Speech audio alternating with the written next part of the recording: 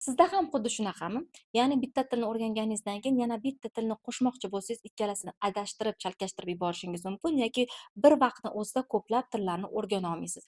Agar siz til o'rganishga qiziqadigan bo'lsangiz, lekin sizda xuddi shunday muammo bo'ladigan bo'lsa, bugungi videoni oxirigacha yaxshilab ko'ring. O'zimga 5 ta tilni o'rganishga yordam bergan asosiy maslahatlarimni bo'lishib boraman.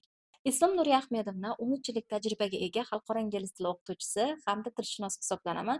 Filologiya fanlari bo'yicha falsafa doktoriman va shu kunga qadar 5000 dan ortiq insonlarga ingliz tili va boshqa ko'plab chet tillarini oson va samarali o'rganishlariga yordam berganman. Keling endi esa qanday qilib 5 ta tilni oson va tezroq o'rganishimga yordam bergan asosiy usullarni bo'lishib o'taman. Birinchi navbatda har qanday tilni o'rganishdan oldin siz o'zingizni oldingizga oliy maqsad belgilab olishingiz kerak. Agarda siz hech qanday maqsadsiz til o'rganishni boshlaydigan bo'lsangiz, unda siz bu tildan tez bezib qolasiz, motivatsiyangiz ham tushib ketadi va tashlab qo'yishingiz mumkin.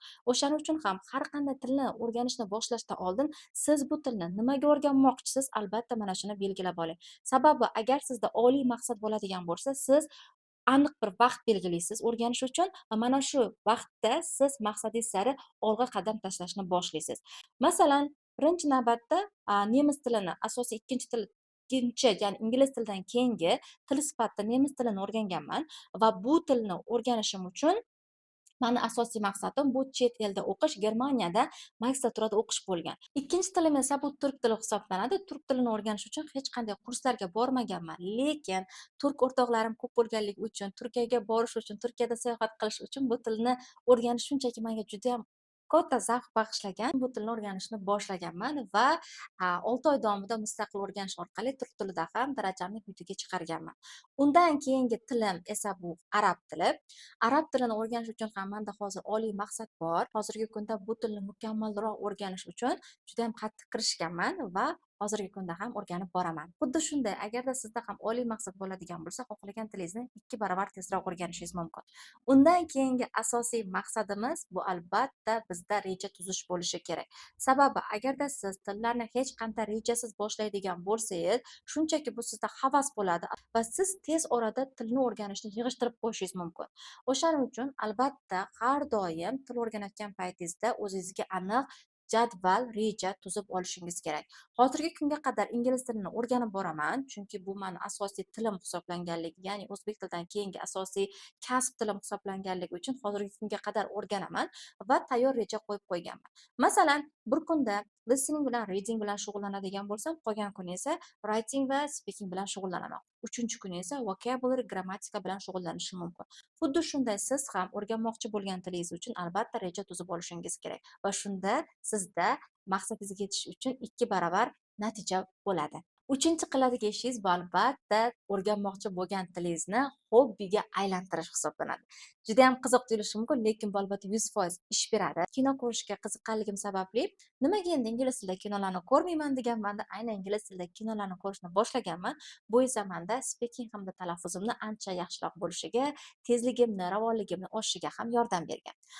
Bundan tashqari ovqat pishirishga ham qiziqaman. Har xil taomlarni pishirishga qiziqqanligim sababli taom retseptlarini asosan nemis tilida ko'rganman. Ovqat pishirish, ya'ni cooking skilldan tashqari nemis tilimni ham ancha yaxshilanishiga yordam bergan. Turk tilida esa qo'shiqlar eshitishni yaxshi ko'rganligim uchun aynan turkcha qo'shiqlarni eshitish orqali o'rganganman.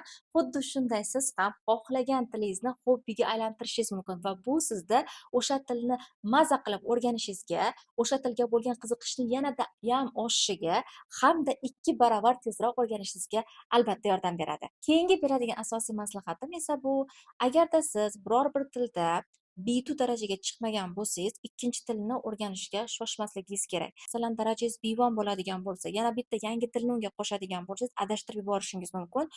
Shuning uchun agarda darajangiz B1 bo'ladigan bo'lsa, hali boshlamaganingiz ma'qul. Undan ko'ra ozgina kutib, o'sha o'rganayotgan tilingizni yanada mukammalroq o'rganib, B2 darajaga chiqqaningizdan keyingina siz yangi tilni o'rganishni boshlashingiz kerak bo'ladi.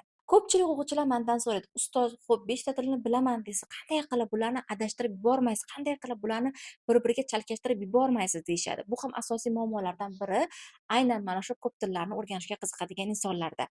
Buning asosiy siri albatta tillarni bir-biriga bog'lab o'rganish hisoblanadi. Nemis tilini biladigan bo'lsangiz, ingliz tilini nemis tili orqali o'rganishingiz mumkin. Agarda turk tilini o'rganmoqchi bo'lsangiz, turk tilini ingliz tili orqali o'rganishingiz mumkin.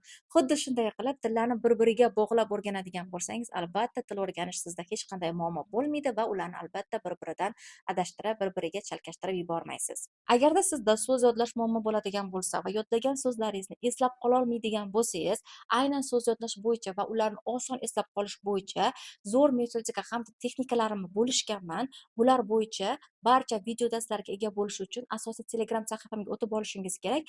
Asosiy Telegram sahifamni esa kommentariyada ham qoldirdim va bundan tashqari profil shapkasidagi link orqali ham o'tib olsangiz bo'ladi. Bunday ma'lumotlar hali menda judayam ko'p. Til o'rganish bo'yicha yoki ingliz tilini o'rganish bo'yicha yoki boshqa tillarni o'rganish bo'yicha qanday yanada ko'proq ma'lumotlarga ega bo'lishni xohlaysiz yoki sizda qanday muammolar bor, kommentariyaga yozib qoldiradigan bo'lsangiz, keyingi safar aynan mana shu muammo bo'yicha yana bitta video darslik tayyorlab qo'yaman. Manda esa hozircha shunday qiziqarli ma'lumotlarga va foydali ma'lumotlarga ega bo'lish uchun albatta sahifamga obuna bo'lib qo'ying.